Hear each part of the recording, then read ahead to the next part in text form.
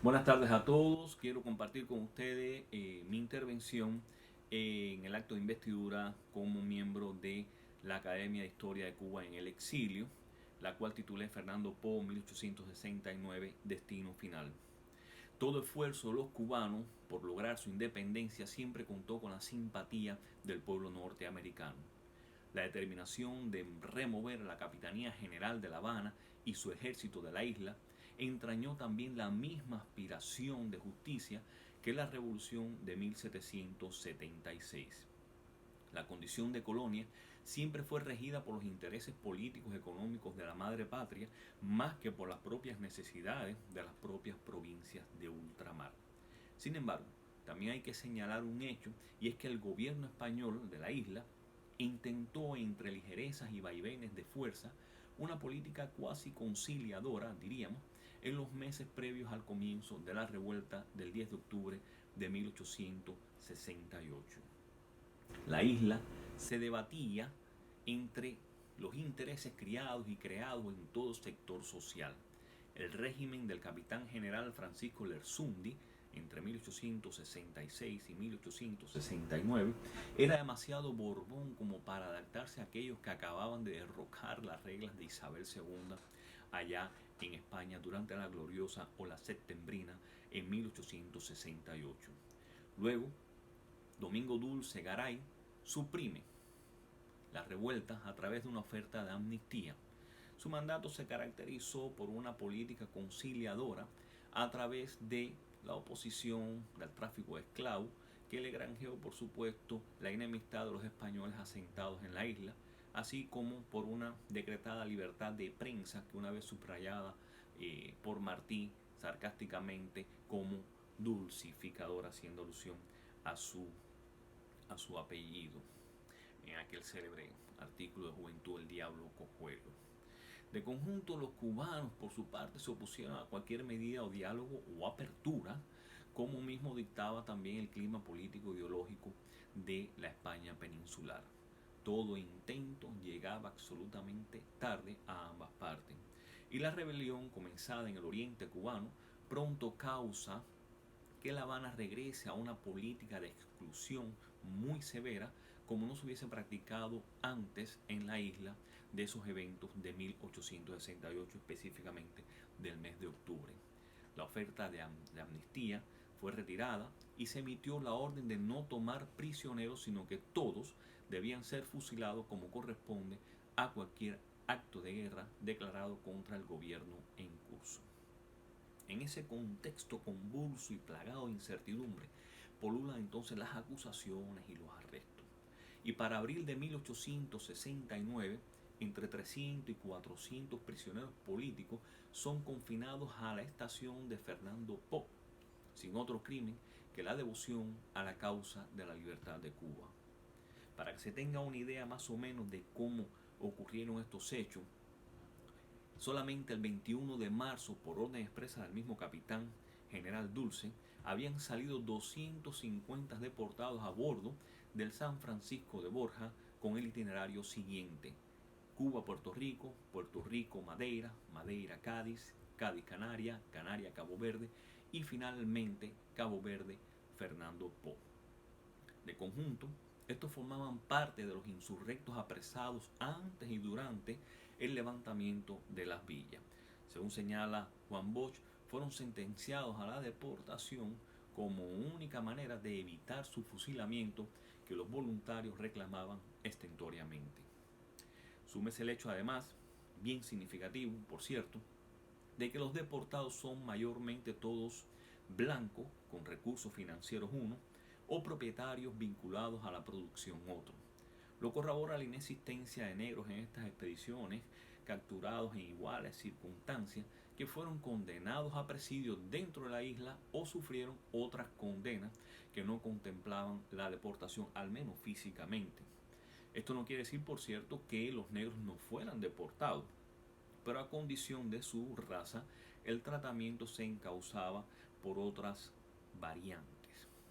Téngase en cuenta además que desde 1859 hasta 1898 las autoridades de la isla subordinaron el funcionamiento político, social y económico de la Guinea Española a las disposiciones administrativas dictadas desde La Habana, que consideraban, bueno, la capital general de Madrid en América, léase Cuba y Puerto Rico, que era lo único que quedaba en ese instante.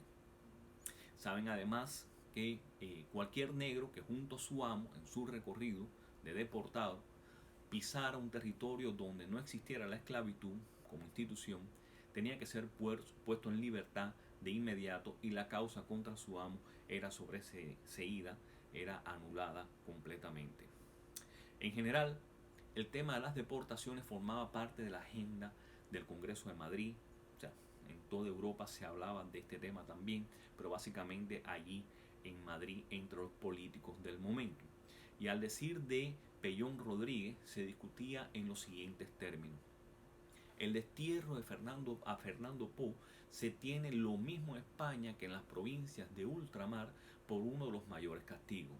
Y aunque siempre es doloroso experimentarlo, aun cuando no fuese más que por la distancia que se encuentra, la opinión que generalmente se tiene de aquel país es muy errada, sobre todo por los daños que origina la salud de los procedentes de Cuba, pues no sufren allí las enfermedades que atacan a los europeos, y además hallan fácilmente ocupación lucrativa y un clima enteramente análogo al de las Antillas, y más libertad que las que disfrutarían en Canarias, donde tendrán la precisión de estar vigilado y sujeto a las autoridades. Por supuesto, esto es una interpretación de el señor Pello Rodríguez. Realmente es mucho más complejo. La isla de Fernando Po está situada en la costa occidental de África, en la ensenada de Biafra, al extremo del Golfo de Guinea. Es una de las más exóticas ciertamente que adornan el mar de la zona, con una extensión de 70 kilómetros y 32 de ancho. Y está cubierta por una vegetación exuberante y bosques inmensos que llegan hasta la orilla. Su fauna es muy variada. En ella se encuentra una amplia variedad de primates y aves exóticas ocultas entre los excesivos follajes tropicales. El pueblo indígena, estoy haciendo un poco alusión a qué es exactamente esta isla en la época. El pueblo indígena Bubí es el pueblo autóctono de la isla, cuyo asentamiento se produce hacia el siglo V, VI aproximadamente, luego del arribo en pequeñas embarcaciones procedentes de distintos puntos de la ensenada de Biafra. El caso es que desde entonces Madrid, mediados del siglo XVIII, vuelve su atención sobre sus posesiones en el Golfo de Guinea, y en lo sucesivo se elaboran varios proyectos de desarrollo económico que contemplan la colonización de la isla con negros emancipados inicialmente procedentes de Cuba. La idea era mantener la pacificación de Fernando Po, introduciendo las costumbres, lengua, religión y cultura española, que habrían de conducir a su hispanización definitiva y alejaría toda aspiración inglesa sobre la misma. Los ingleses estaban tratando de controlar la isla. El proyecto además desde Madrid pretendía disminuir la tensión que generaba la presencia de los emancipados en el seno de la sociedad cubana, algo que también las autoridades de La Habana habían hecho saber a Madrid con mucha antelación. De ahí que en la década de 1850 varias localidades de África Occidental ya habían comenzado a trascender su función original como puntos de partida para la trata de esclavos, convirtiéndose de modo operacional en un lugar de intercambio en dirección inversa. Cabe apuntar que entre 1859 a 1898, en lo que pudiera considerarse el periodo antillano de la isla, Fernando Po entra a jugar un papel muy decisivo de vía y término para canalizar las estrategias de distensión política administrativa condicionada desde La Habana. Inicialmente se concibió como un destino para el movimiento hacia el este, primero para los negros emancipados, como dije anteriormente, y poco después con destino final para los desterrados políticos. Unos 10 años antes de comenzar la guerra en Cuba, en octubre del 68, la isla es utilizada como una colonia carcelaria para los deportados políticos, cubanos y de otras partes y de Puerto Rico básicamente, ¿no? Confesos o no, presuntamente vinculados a un movimiento insurreccional separatista según dictaba la época.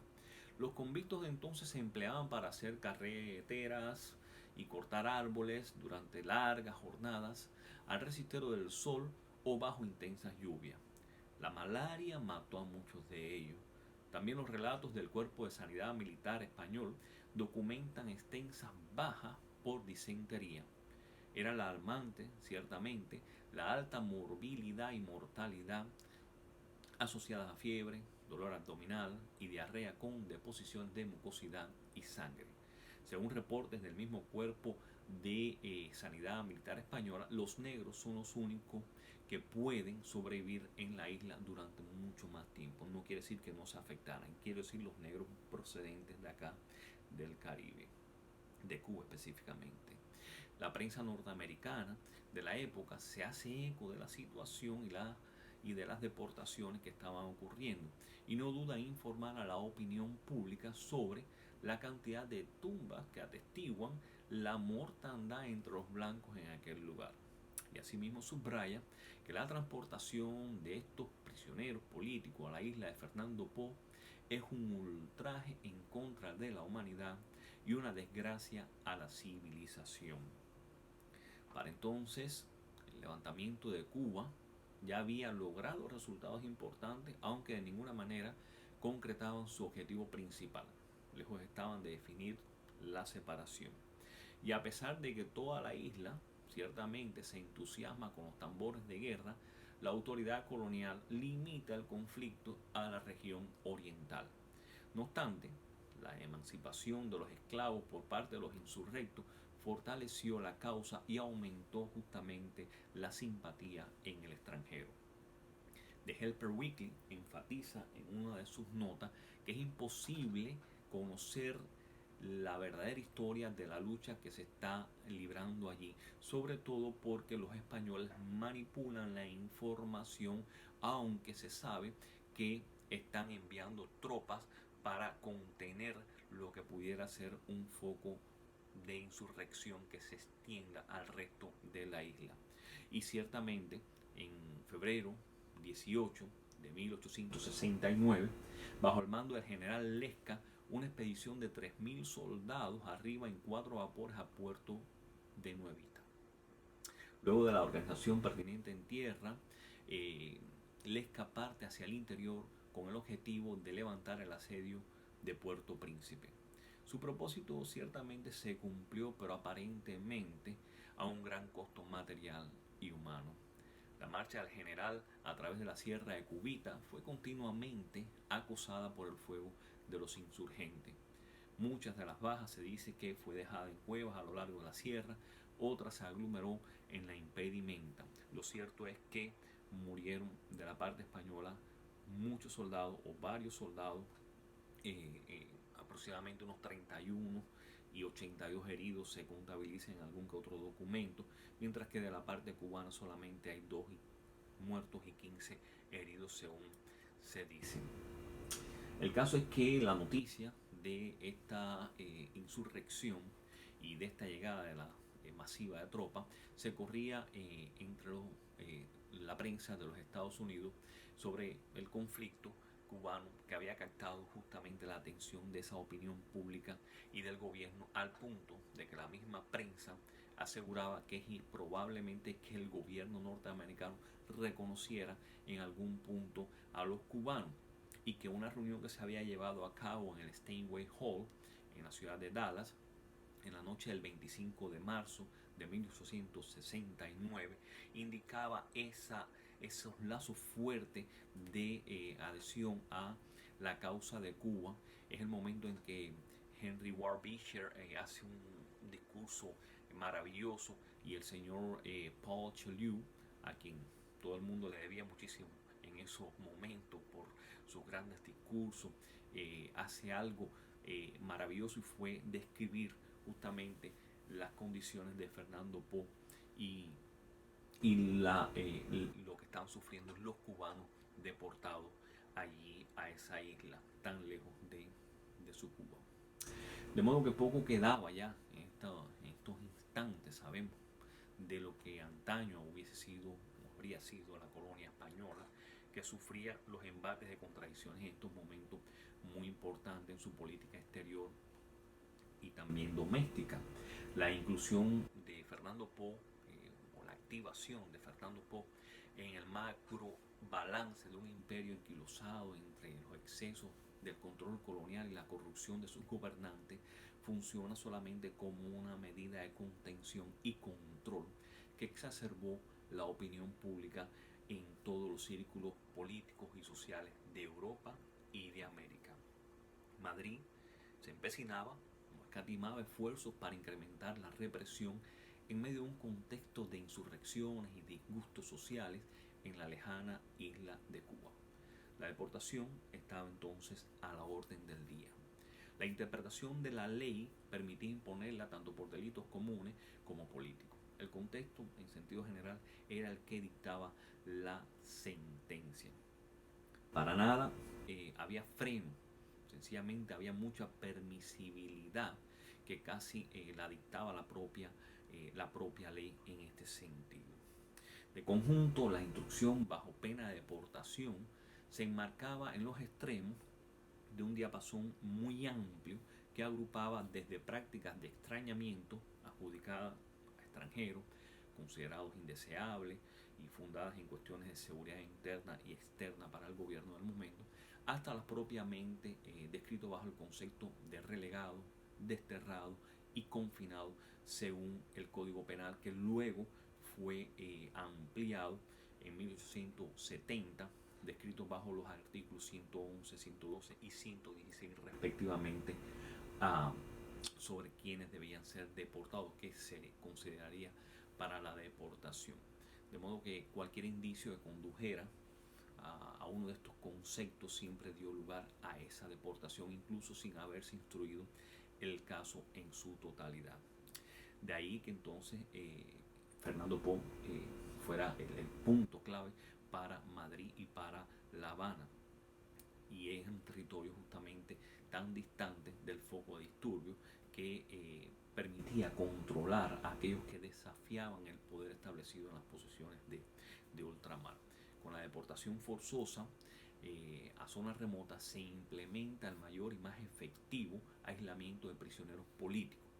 Las plazas africanas ofrecían entonces esa ventaja por la fácil vigilancia y la complicación de cualquier intento de fuga que pudiera pensarse.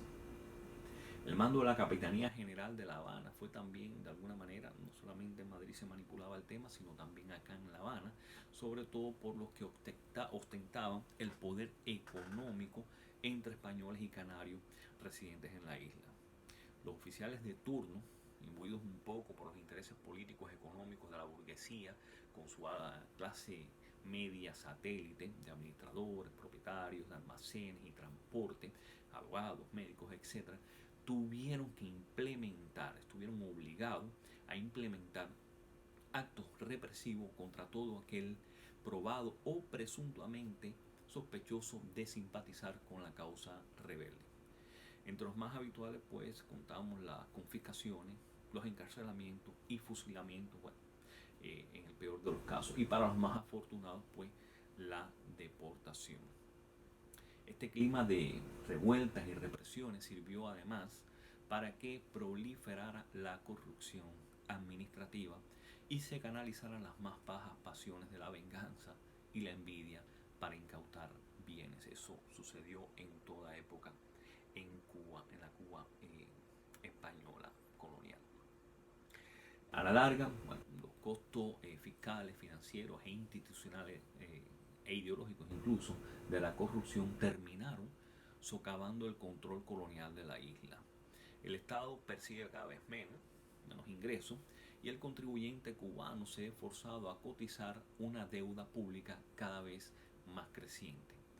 En ese contexto, mientras estos cubanos, tuvieron que pagar por el aumento de los costos de la corrupción y de los funcionarios públicos corruptos, los contratistas militares y financieros privados se beneficiaron sobremanera, sobre todo con el tema de transportación de tropas desde la península hacia la isla de Cuba, y luego también el movimiento dentro de la propia isla. Bueno, el reclutamiento desde España y luego mover esa tropa acá. De igual modo, los capitanes generales de turno se vieron desbordados, ¿no?, por la intolerancia de los españoles residentes en Cuba, que se mostraron reacios a cualquier concesión a los cubanos que implicara la pérdida de su hegemonía sociopolítica y económica en la isla. Se creían ciertamente los albaceas de la ley y el orden.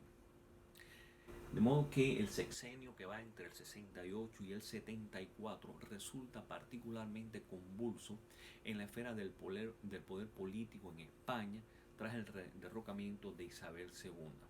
La desestabilización del gobierno, sinónimo ciertamente del vértigo y la emoción, hace mella lo mismo en la península que en Cuba, donde los criollos ricos, alentados por las ideas reformistas o autonomistas unos, anexionistas y separatistas otros, se lanzan en bloque a la manigua, creyendo sentar las bases para el inicio de una especie de revolución burguesa que beneficiaría a todos, especialmente en el orden económico.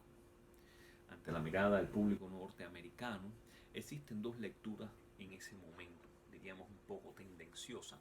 Una desea que la isla alcance su independencia de España, la otra que Estados Unidos pueda controlar el azúcar de Cuba, o sea que estamos hablando de independencia frente a anexión.